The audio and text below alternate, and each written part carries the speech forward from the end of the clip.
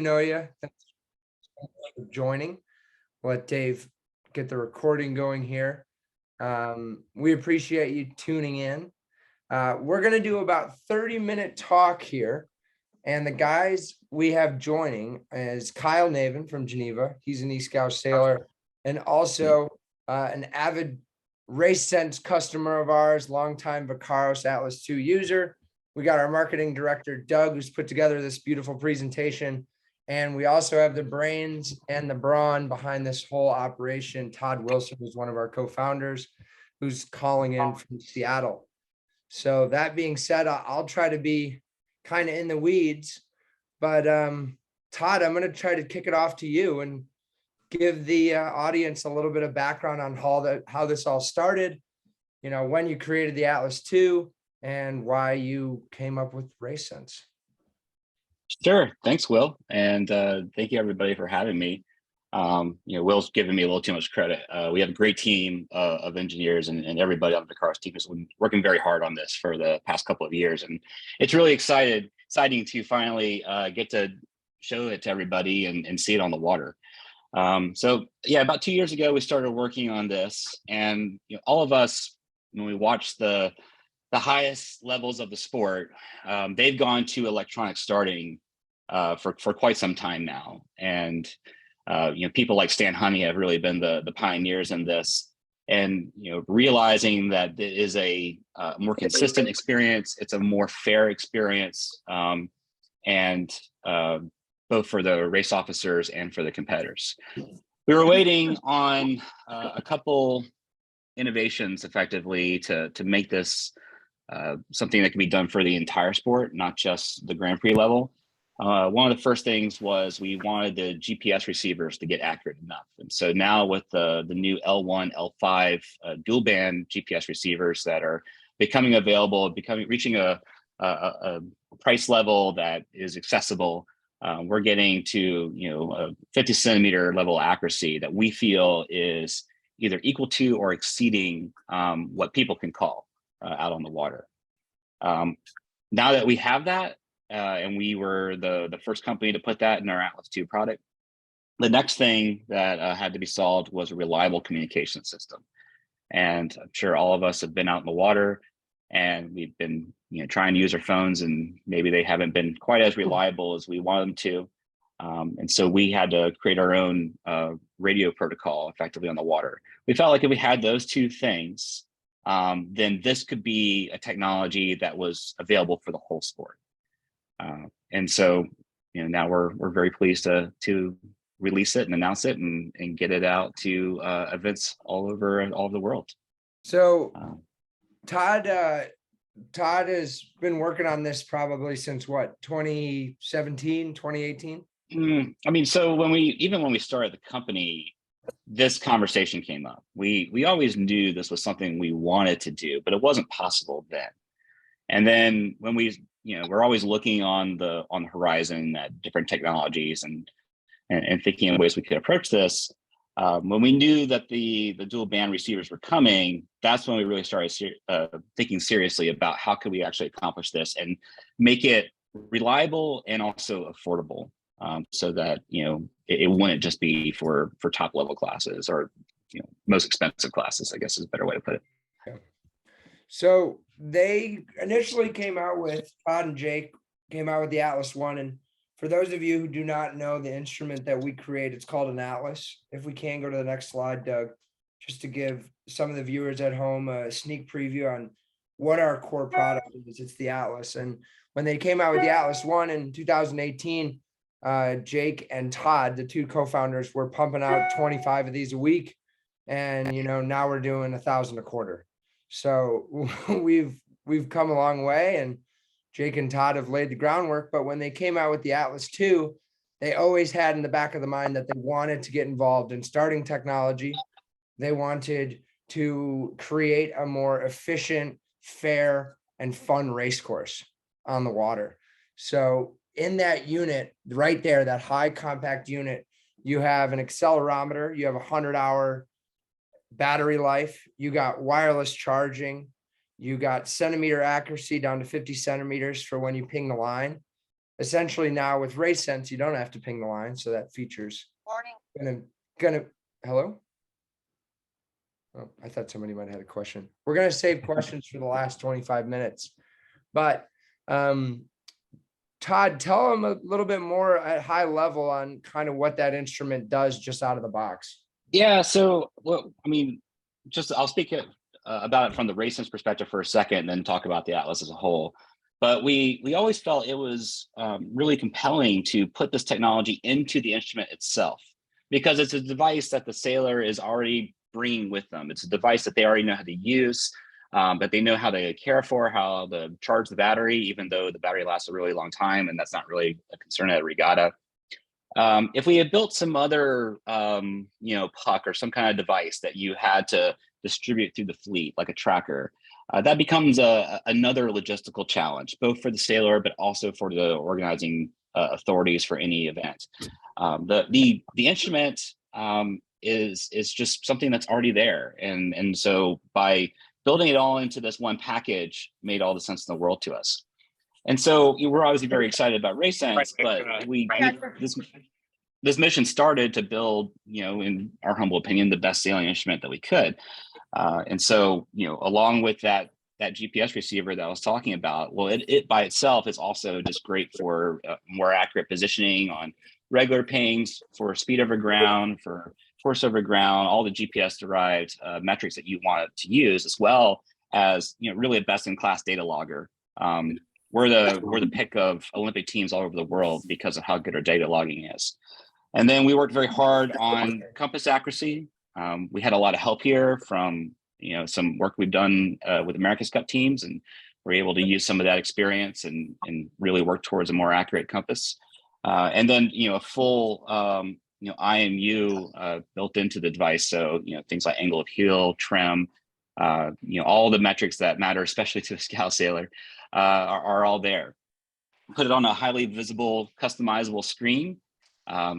Interface with things like wireless sensors and a phone app that allows you to configure this to your heart's content.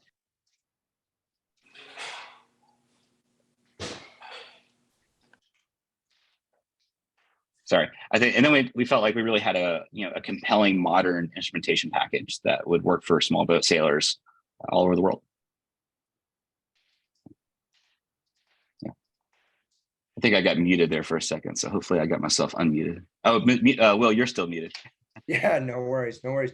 Guys, if you're just tuning in, please mute your mics.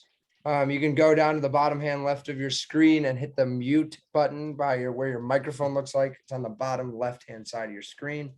To go off of what's Todd saying, the Atlas is an all-encompassing wireless high-performance sailing instrument. It can be your tactic. It can be your Pro Start. It can be your B&G Garmin display. It can be your watch. It can be your timer.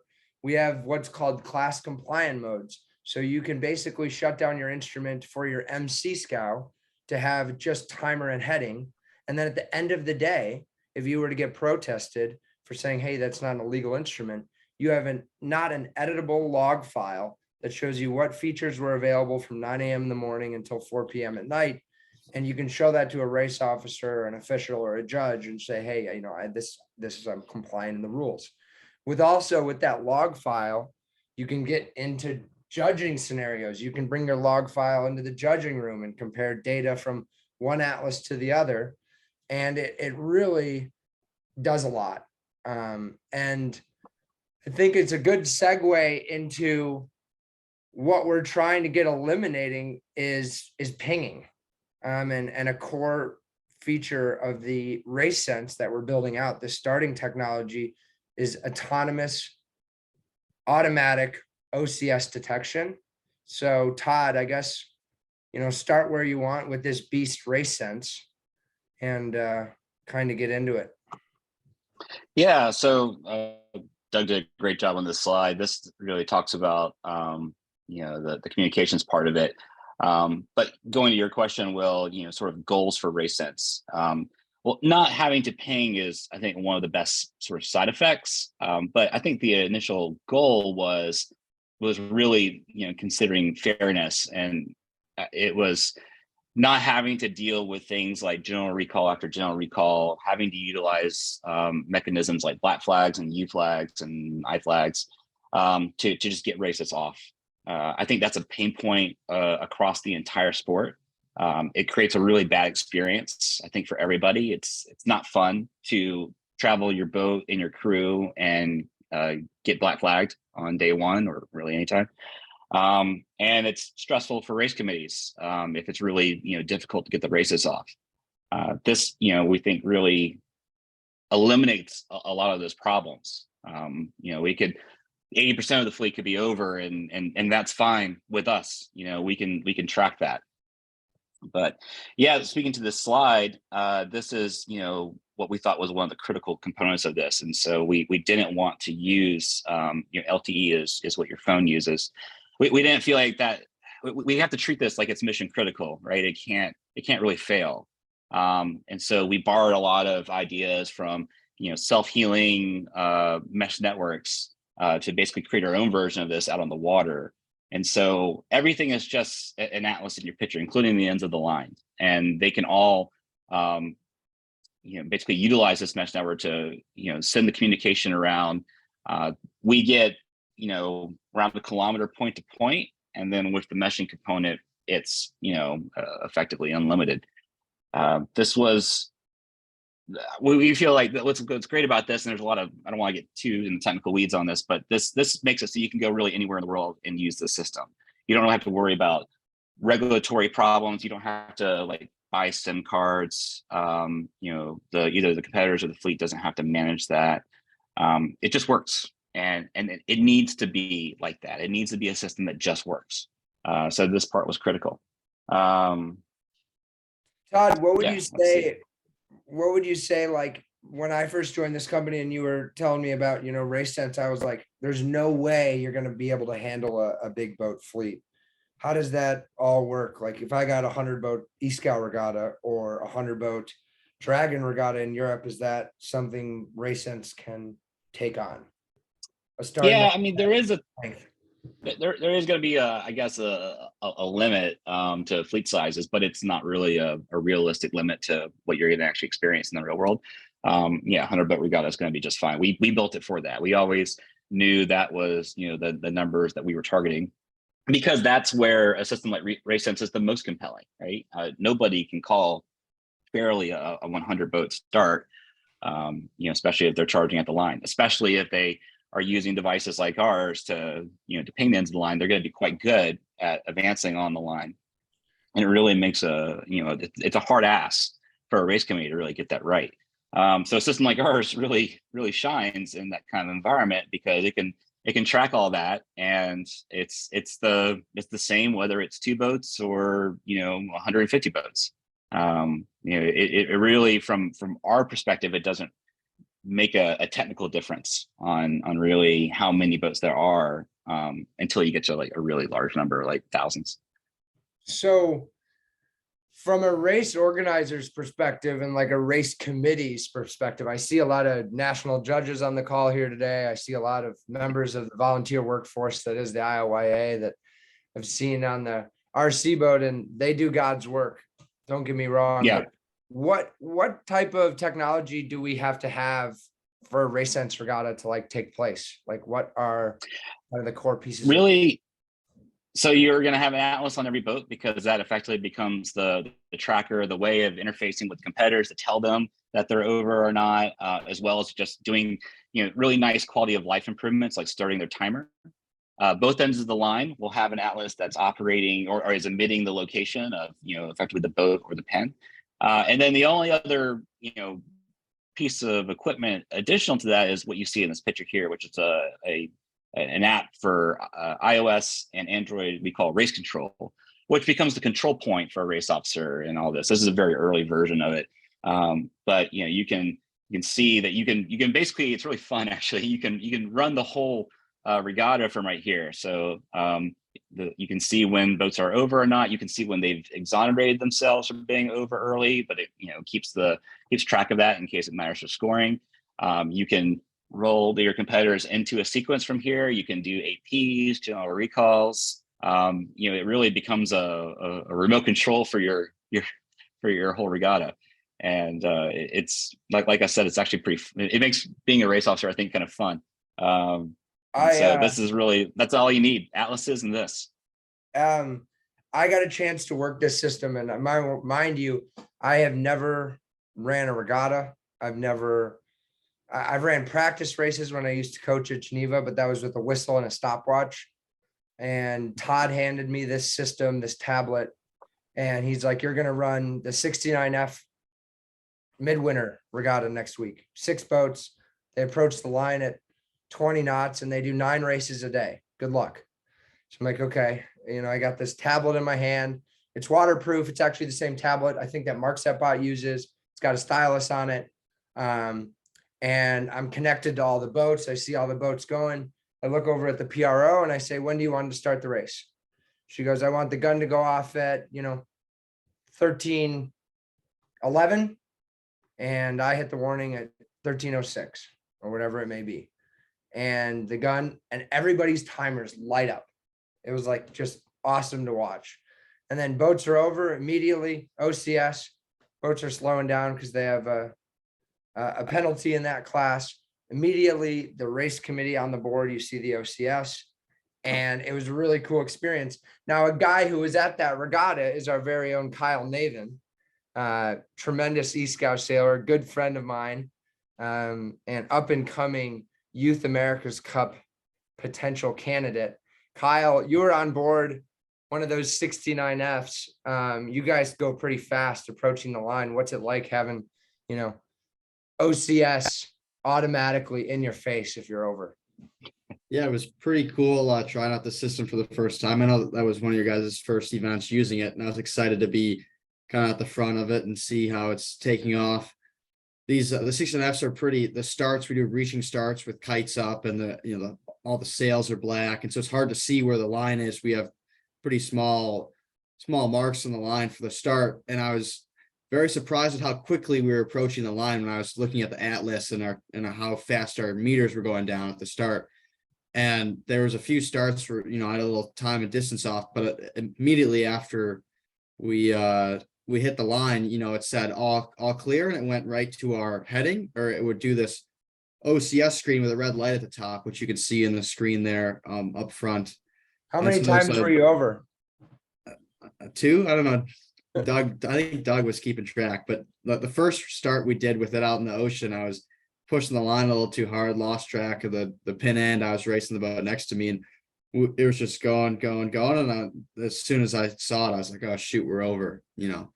But what was the time from because I've never sailed in a RaceSense event. I've only been the race committee or watched. What's it like being on board? Like, what's the lag time? What's the latency from gun to immediate feedback? I mean, it's pretty instantaneous, which was amazing. We actually figured out the starting box we were using prior to this system instead of being 3-minute countdown, it's 3 minute and 3 second. So we're kind of wondering our watch is all off, and then we learned that the starting box was off and that we should just all go off the system, which we started doing, which made our starts a lot more accurate as sailors to call the line, on our own side and know if we're going to be over, when to trim in and go.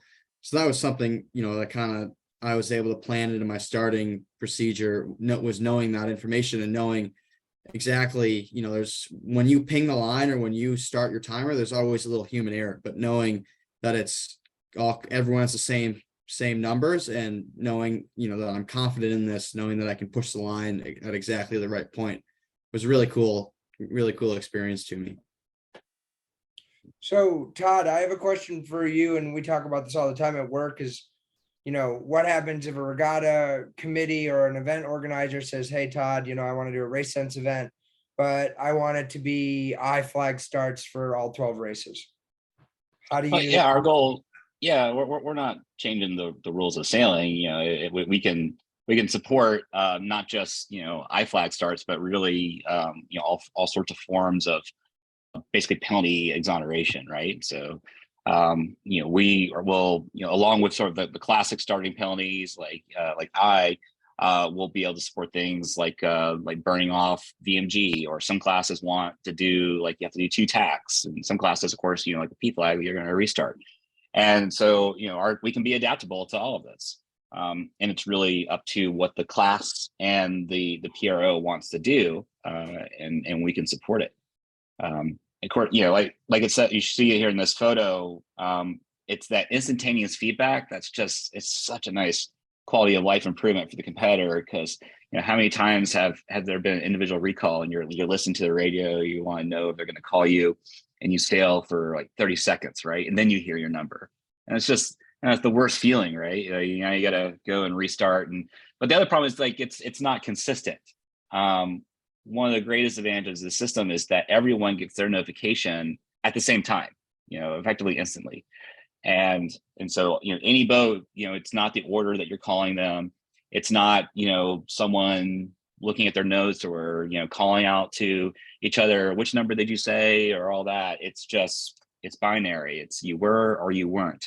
And you get that bright LED, red, and a whole screen that says OCS for you're over, all green lights for if you're clear. There's also a very obnoxiously loud speaker in the Atlas that will also get your attention. And it's fair, right? Everyone was judged the same way with the same data and gets the notification at the same time. And it's, in our opinion, it's a better experience. And certainly for a boat like the 69F, you need to respond quickly, if you get an OCS. But for all of us, every moment we're waiting for that call is a moment lost. So.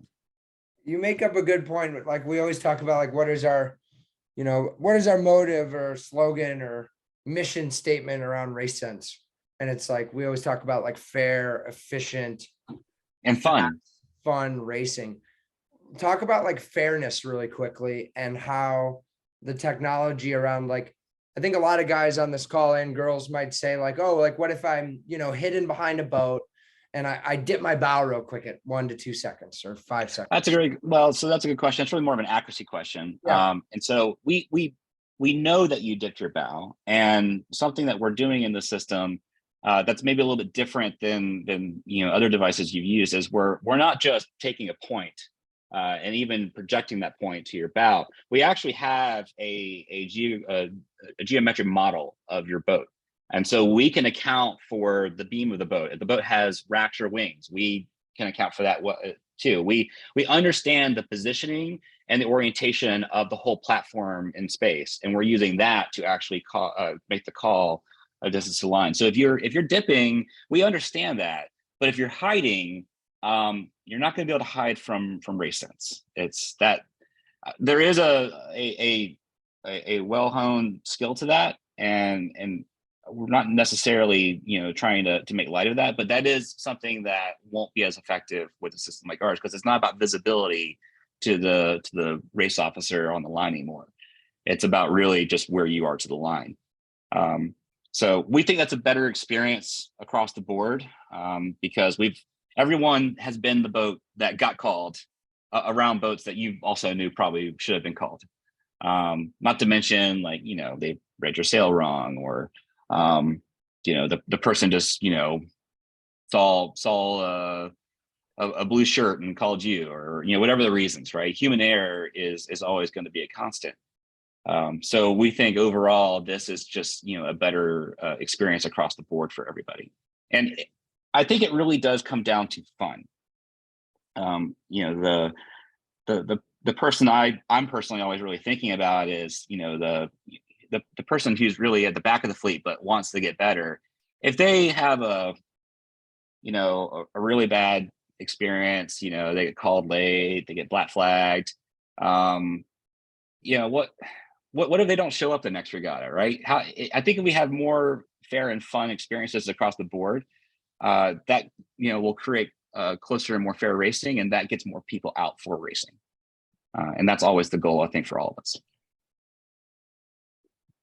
So, kind of speaking of fun, this is like my favorite video to play for all of our new clients in Europe and Australia. And we have RaceSense events basically lined up every weekend for 2023. We're doing the eScow Spring Regatta in May.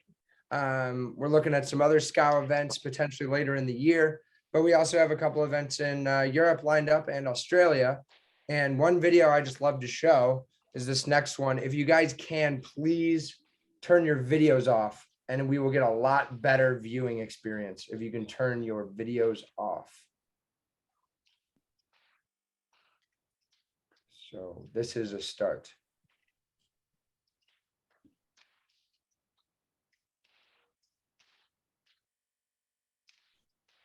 So you can see that instantaneous feedback. I don't know if they can hear the volume. I could. I didn't hear any sound, Doug. Yeah. Yeah, maybe sharing with just video. Let me see if I can get it to replay with. We can with also audio. send everybody the link to it on YouTube. It's a fun video. It's really cool to see it. I will make sure that we send out a YouTube video of it, but give it to them one more time, just playing. There is a sound when that red light goes off, but just play that one more time, Doug. So this is a pre-start sequence. You have timer, distance to Kind of in line slow motion. and OCS immediately, and that part was over. It's funny because there's a little expletive at the end of that, but Some Italian color on the experience. So I guess to wrap things up just for kind of our presentation, Todd, you've sailed in our classes. You know, Todd got a chance to sail at the inland last year. We had some light air event. Wish there was a little bit more wind, but you know, what would you say a class like, for example, the eScout class would benefit from, you know, a technology like this on the starting line to get more races off and stuff? I don't envy the job of race officers in the eScout class. You know, the bows are slight, the boats all look the same, the sail numbers are pretty far back on the main sails. It must be really tough. So, you know, from a visibility perspective, it looks like quite a challenge to me. And so I think a system like ours really would be quite a difference for a boat like for the eScout. Yeah, it may be one of the hardest fleets to call, just at a glance. I've sailed in, before we kind of get into this next slide, I've sailed in the eScout class for basically all my life. I guess there's 3 times that comes to matter. And Kyle, I think you can speak to this. Muskegon Nationals in 2019, 2020? 2019. Where we had, you know, 4 general recalls in a row. Then we had a ferry go through the line. I think there was about 17 starts for 8 races, something like that. Oh. And then last year, I brought my Atlas to Minnesota, and it was tricky conditions for the eScout Nationals. But I had a customer of mine come up to me, and he showed me his data file over 3 days of racing. And he goes, Will, we sailed 120 nautical miles. We raced 19 over 3 days. And we had breeze all 3 days. And we had, I believe it was 12 general recalls over 3 days. And yeah, it was really hard racing and shifty conditions for the race committee. But, you know, here's another tool that can help you get off races a lot faster. We don't have to wait for boats to ping. We don't have to wait to set the line.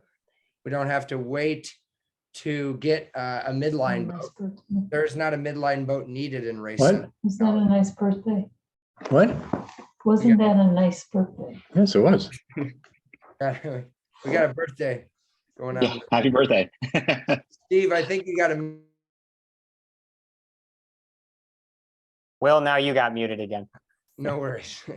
But there's a lot of reasons why we need RaceSense. One thing I wanted to say at the end of this, I have a lot of customers in the ILYA that come up to me and say, Will, you know, is my instrument legal?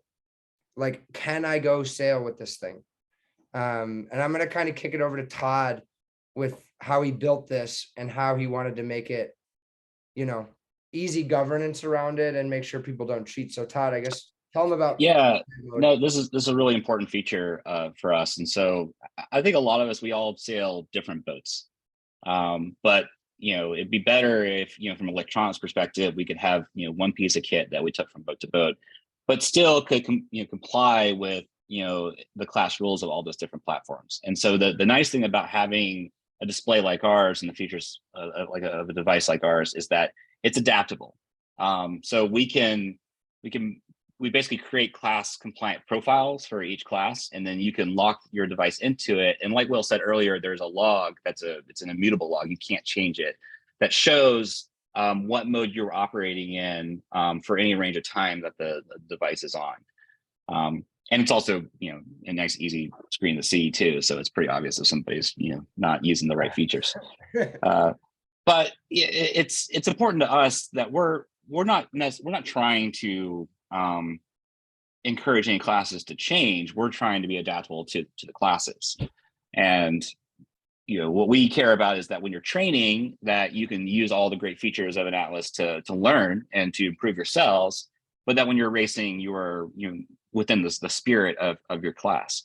And then the one thing that we really do want to encourage, even when features are locked down, is the data logging. We think is really a compelling feature, both as an individual for you to go back and learn from your sailing, but also in a group from a community perspective, for all of us to be able to share our data together and replay our races and effectively relive them and have more enriched conversations about, when were the gains and losses made.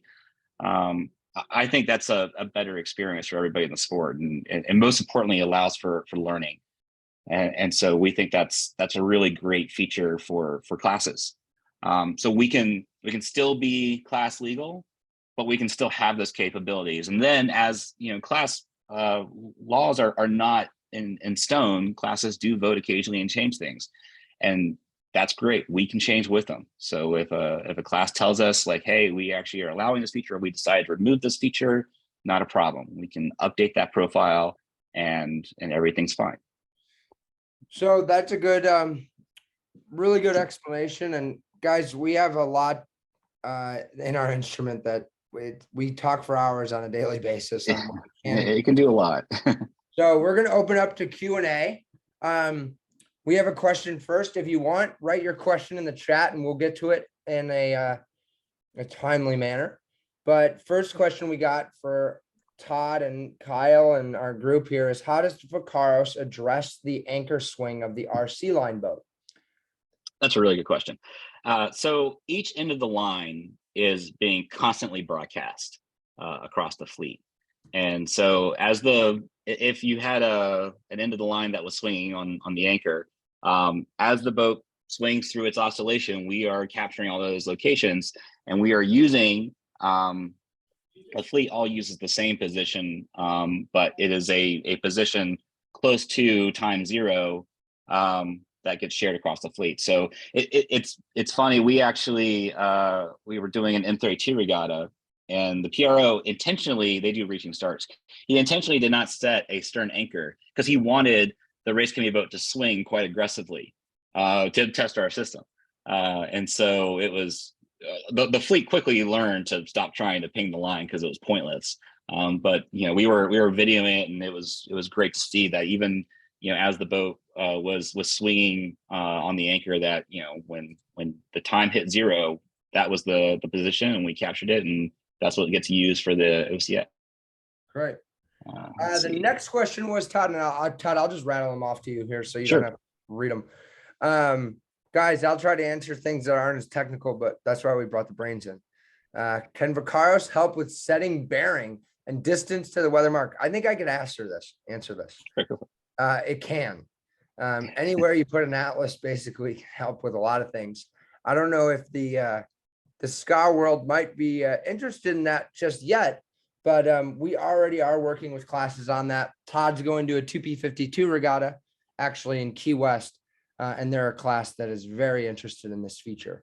So yes, we can do that. Scrolling down, will you rent Atlas for regattas? This is a common question that I get as a sales director. Yes, you can. Ideally, we'd like to have everybody to own one, but there will be ability to rent an Atlas at cost per day for a regatta, a RaceSense regatta. Russ Sabata, I'm a race officer. It's 4 minutes and 30 seconds to the start. And I asked the pin boat to quickly drop his anchor line 20 feet to favor the starboard end of the line. The line is set by the 4-minute deadline. Will the system and all the sailors' units adjust? This is great, Todd. So I'll answer this one. So I kind of answered this in the last one, but there's a subtle sort of sub question to this. I think that's kind of interesting. So yes, it'll account for all of that. There is an interesting question of and this will be up to, I think, the fleet to decide. But should the positions of the line be the instantaneous actual locations of the mark at 0, or would you actually want them to be the 4-minute? I personally think you should use the former, but if a class wanted to have some, I guess, a different take on where the line is, we could account for that. But no matter how the line moves, we effectively always know where the line is. You could put the pen on a power boat and have it race away, and we'd still be tracking it, as long as it stayed within range. Yeah. Mark Tizar, with an I start, if a boat is over in the last minute before the start and then dips, will it still be recorded as OCS? When they clear, will it be automatically cleared? Yes. I mean, so we know we'll know that it's an I flag start. We know the time, and we know if they've rounded. So whatever the rules dictate, we can enforce and record. So that should be fine. Kind of goes back to my question that I asked you, Todd, about class wants to do an I flag versus use flag. Yes to both. We can still we can do it. Monitor both.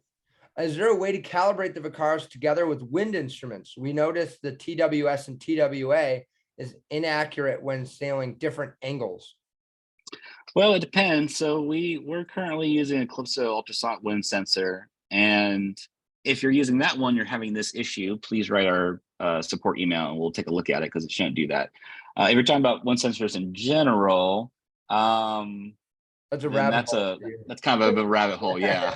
So email us. I'm happy to talk about that whole subject at length, but I think I'll bore everybody if I get down the rabbit hole on wind. Peter, Todd at Vakaros.com. We're all first name at Vakaros.com. Mark, yeah. Teaser again. Will the system detect if a boat turns their unit off before the start and then yes, on after great question. Cheaters. Great question. Yeah. Cheaters. They should be thrown out. So what we can do is we can detect if someone pushed the power button, right? We log all button events, and so we would know that someone pressed the power button on this device, so many seconds before the start, and then the authorities can use that information however they want to use it. Obviously we hope people don't do that, but we certainly can know that they've done it. Got it. That's a good question, though. I've gotten that a bunch, and Todd explained it well there. Guys, if you're just joining us, A, thank you, and B, we've gotten into the Q&A segment of this roundtable discussion. If you would love to do so, please type in a question in the chat. The chat is located at the bottom of your screen. If you're new to Zoom, it says chat, and you just click on it and type away. We got a question from Woof Woof. Will individuals clubs do their own thing or defer to class organization? I mean, I guess that's up to them. Yeah. Well, local fleets can do it and use it for their own local events, or class organizations can do it for their events. It's just it's up to the participants ultimately. So, for example, there is let's say every A boat has a Atlas 2 on Pewaukee, and they want to have RaceSense for the entire summer. They could do that. And then if the A Scout class wants to do RaceSense at the next regatta, because 75% of the fleet already has one, they can opt in and do a RaceSense event. How much training will the PRO have on the device and the rest of the race committee? Great question. Todd, you want to take that? Sure.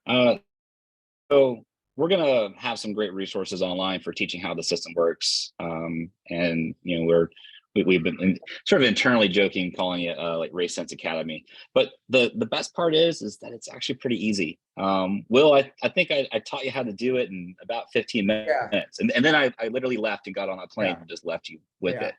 It was pretty nerve-wracking. And you did all right. You did great. I ran the regattas for Kyle. I didn't miss a start when the You PRO called me over a few times, but the system called you over. There's no hiding with RaceSense, and Kyle knows that.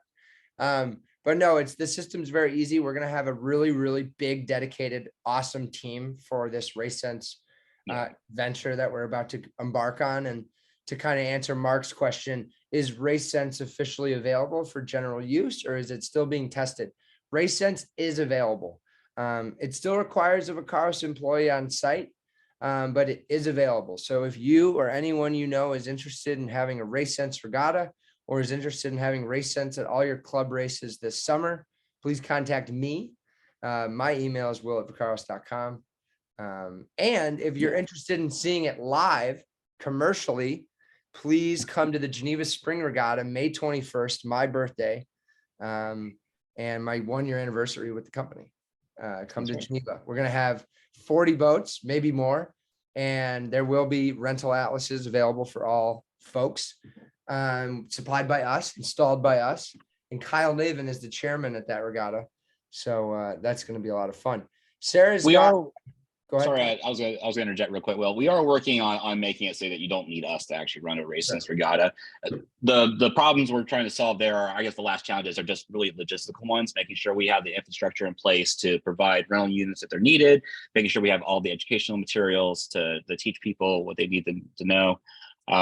And things like the registrations and stuff like that. But that's all getting worked out now. So we're getting pretty close. But yeah, contact Will.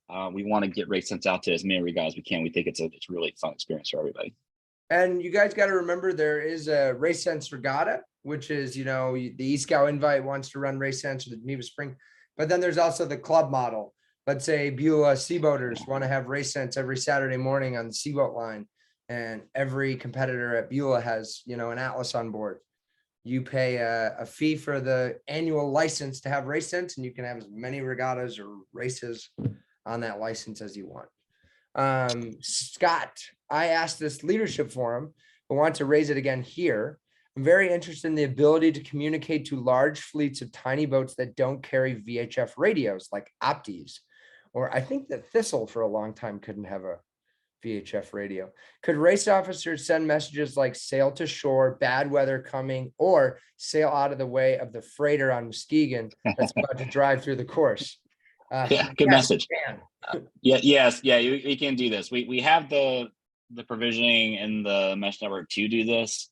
Admittedly, it's been sort of at the bottom of a priority list. However, we're getting this request a lot, and we're getting a lot from coaches, especially junior sailing coaches. So it's definitely something that we're going to support. And yeah, hopefully it will be used for useful messages like that. And don't give the tablet to let him type messages to everybody that are the Will tips of the day. Scott Norris has a good one for us. Scott, can you speak to the use of the unit in the M32 catamaran class, which is not a part of the ILYA? It is my understanding that they are using unit for practice only. Todd's going down there. How long? So we just did our second event with them, and we're getting ready to go do our third. No, it's not practice racing. It's real racing.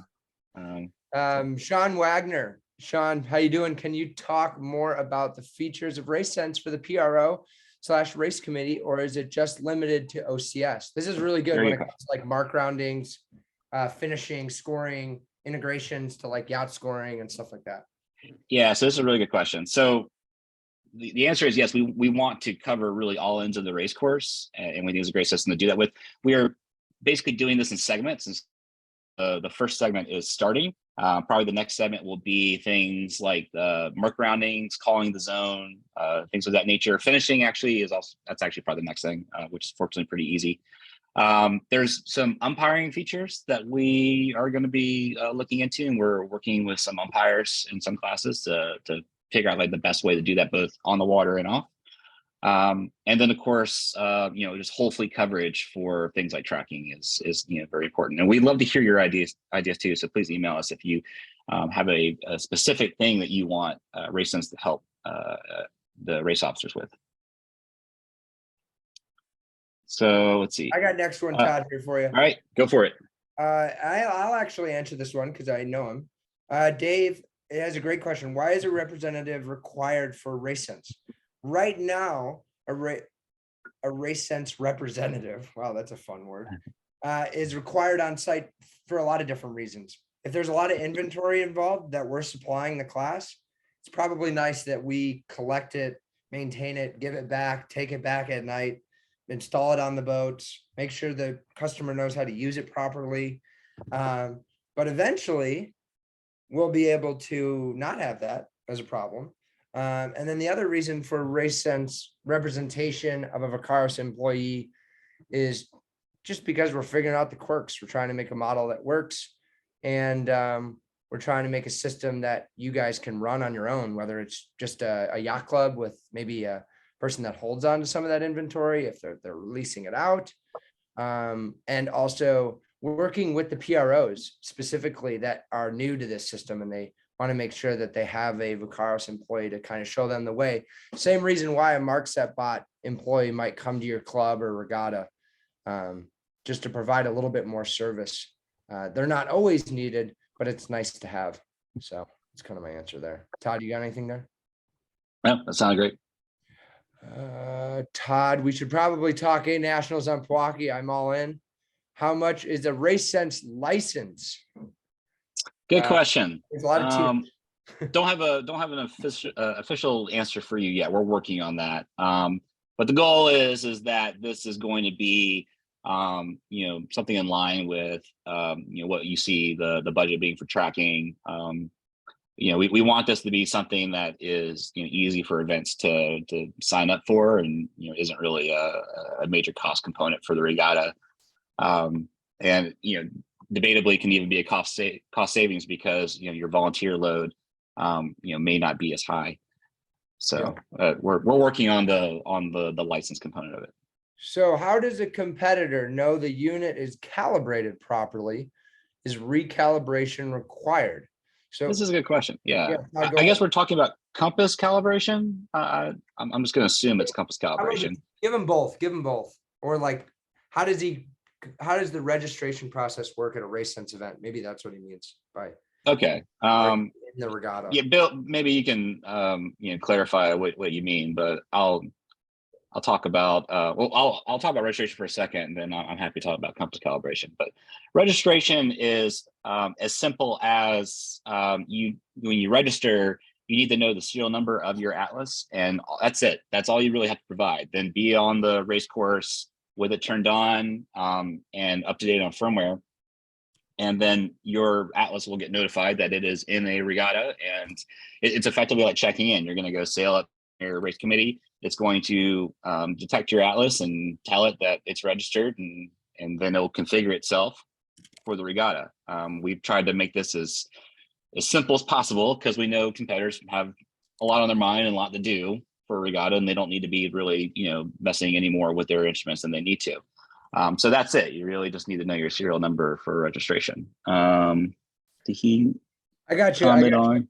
Let's kind of continue. I really like this question.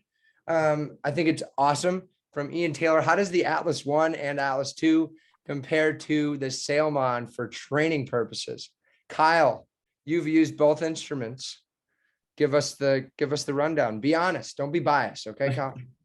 Yeah, we used the Sailmon first in the 69F, and then switched over to the Atlas 2. And one thing I was really excited about just on the Atlas 2 is how easy it is to do the starting, use all the starting buttons. On the Atlas 2, it's one button to ping, one button to start the timer, one button to reset if there's a AP or something. With the Sailmon, it was a couple buttons to ping, swipe through the pages. I didn't think it was very user friendly. It was hard to know what all the buttons did, and on the Atlas 2 they're all labeled properly, and you know exactly what each one's going to do before you press it. And so even not someone who's not very familiar with the unit can very easily pick up how to use it. And then to go to the race side of things, RaceSense side of things, we didn't have to ping the line. We didn't have to start the timer. We can never hear the race committee because we have some crappy radios. And so it's really, really cool. Like, oh, we're in sequence now, like the timer just started. And that's, just gives you more time for planning and to stay ahead and know when you're getting into a race, which I think is very valuable when you have a large fleet and, it's windy, it's hard to hear the radio. You're trying to get pings and everyone's crammed in by the boat. So it just simplifies things a lot. And so, and then charging it, Kyle, that's- I have another quick question. I'm sorry. I'm just trying to get through everybody's questions. We have a hard stop at 7:55, I believe. I don't know, Dave, if people are allowed to stay on and ask us questions, they're more than welcome to. I don't know who's got the license here, but we don't want to. We have in the chat, at the top of the chat, there's a second Zoom link, so we can transition over to that. So if everybody wants to go and copy that, otherwise we do have this broadcast has a hard stop. Let us know if you guys want more time. We're more than happy to give you it. But I want to answer, this is to you, Kyle. Kyle, you've grown up in the expo circuit, the Opti circuit, in the ILYA. You now are sailing at the highest level, probably in the world, at the Youth America's Cup level, training in the 69Fs. You also have a Moth campaign going for the Moth Worlds. You use the Atlas on a regular basis. You use it while you ice boat. You use it on the Moth. You use it on your e-boat. You use it on the 69F. It is the ultimate training instrument, in my opinion. How do you train with it? How do you analyze the data? And how do you think maybe sailing schools or the youth of the ILYA could utilize an instrument like this? Yeah, that's a great question. Kind of when we started using them towards the middle of the summer when I first got mine, and Harry and I were doing some moth training. So at the end of each day, we'd download the GPS log file from it through the app that you guys have. And then we upload it to Charted Sails or some software like that, and we can go through all the GPS data and see, it gives you your VMG, if you lost anything in tacks, if you gained anything in jibes, kind of that kind of data. So it's something that was really cool to look back on, something that I haven't been able to do before. And kind of going to your youth side of things in expo, a big thing we always talked about when you and RJ were coaching me was there's like a couple kind of tacks you can do. There's two kinds of roll tacks. There's the big roll, or just the lean in, do it, and a little squash. And so maybe with that, you could go back and you could see the tracking. Did we gain out of the tack? Did we lose? Which tack was faster? And so you can get a little more technical with this side of things if you were to use the Atlas 2 for kind of training purposes. And so that's something, when that kind of popped in my mind when you asked the question, something that would have been cool to do at the time when I was still doing that. That's a good point to stop, guys. For all of you tuning in, and please look at the chat right now. We are going to enter another Zoom call, so we don't charge the ILYA more on their license. So Doug Wake just put in a link that says USO2 Web Zoom. Feel free to join. If you have to go back to your family, wives, kids, husbands, and daily lives, we're going to hang out for a little bit. You can grab a beverage, join us for another 15 minutes in the next link. We'll see you in there. Thank you, everybody, much. Thanks for having us. There's some great questions. I hope we get to answer them in the next call. Thank you.